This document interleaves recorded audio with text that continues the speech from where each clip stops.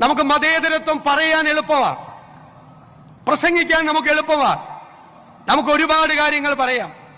മതേതരത്വം ഒരു വശത്ത് പറഞ്ഞുകൊണ്ട് മറ്റൊരു വശത്ത് വിദ്വേഷ പ്രസംഗം നടത്തുന്നവരെ നമ്മൾ പൊന്നാടയിട്ട് സ്വീകരിക്കരുത്.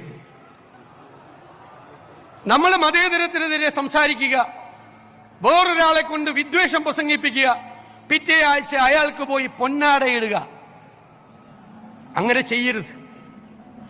നമ്മൾ കാറി കയറ്റിയാലൊന്നും കുഴപ്പമില്ല, പക്ഷെ കാറി കയറ്റുന്നവരെ നമ്മൾ സൂക്ഷിച്ചു വേണം. അവര് വിദ്വേഷം പ്രസംഗിക്കുന്നവരാകരുത് എന്ന് നമുക്ക് ഉറപ്പുവരുത്തണം. അതിനെതിരായി ചെറുത്തു നിൽക്കാൻ, പ്രതിരോധം സൃഷ്ടിക്കാൻ ഒരു മനസ്സുണ്ടാകണം. അതിന് കാപട്യമല്ല വേണ്ടത്. വോട്ട് നഷ്ടപ്പെട്ടാൽ വോട്ട് പോകട്ടെ എന്ന് വിചാരിക്കണം.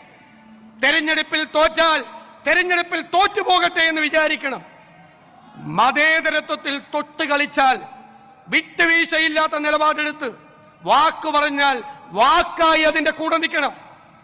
ഇരട്ടത്താപ്പ് പാടില്ല, കാപട്യം പാടില്ല.